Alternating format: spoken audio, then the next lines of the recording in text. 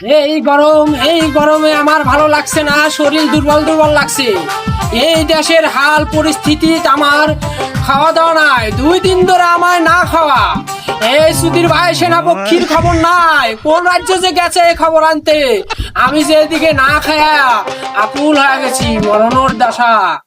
খিদায় আমার পেটে ইন্দুর দৌড়াচ্ছে, কিন্তু এ কোনো খবর নাই সেনাপক্ষী।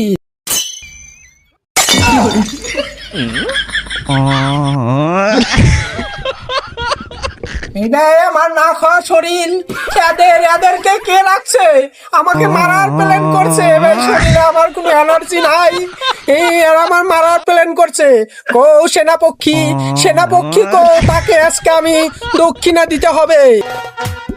মহারাজ, মহারাজ, আপনার এই কি হাল?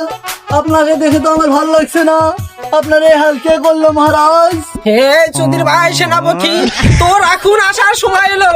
আমি মরে যাওয়ার পরে তুই আসবি? হ্যাঁ, আমি এখন মরে যাইতে পারছি, মানে এরা কি রাখছিস তুই? পূজাদের আমাকে মারার প্ল্যান করছিল। হ্যাঁ, আমি যদি মরে গেলাম নি, এই রাজ্য চলাইলেনি কেন? মহারাজ, আপনি এই কি কথা বলছেন? আপনি মরলে লগে লগে আমি রাজত্ব করবো মহারাজ। মহারাজ, আপনি এখনো যে মরেন নাই, এতে আমি খুবই দুঃখিত।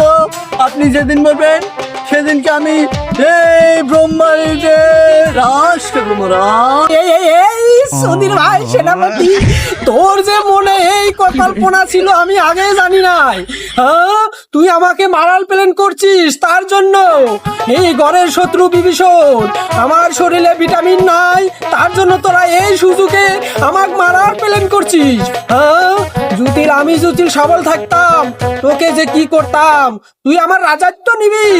হ্যাঁ, এই ব্যবস্থা করছে। এই সেটার সিকুর, এই মরা সুতা রাজা তুই মারবার পারস নাই, এটাই তুই আমার তো কাম ঠিক করে দিলি না সিকুর। তোকে আমি ভাবছিলাম যে খুবই ভালো একটা সেনাপতি পদ দিব, কিন্তু মাদারি তুই তো এই পদটা গ্রহণ করতে পারলি না। এই রাজা, আসো আমরা দুজন এখন যুদ্ধ করবো। এই যুদ্ধ যে পরাজিত হবে সেই এই জায়গায় রাজ করবে। এই সুধীর ভাই সেনাপক্ষী তো কোনো সুবিধা আর দেখছি না। এই আমার খায়া আমারই না, আমারই সই আমাকে নিয়ে করতেছে, হই হই। এ আমার খায়া আমারই বিশ্বাসঘাতকতা করতেছে। একে তো কি করা উচিত?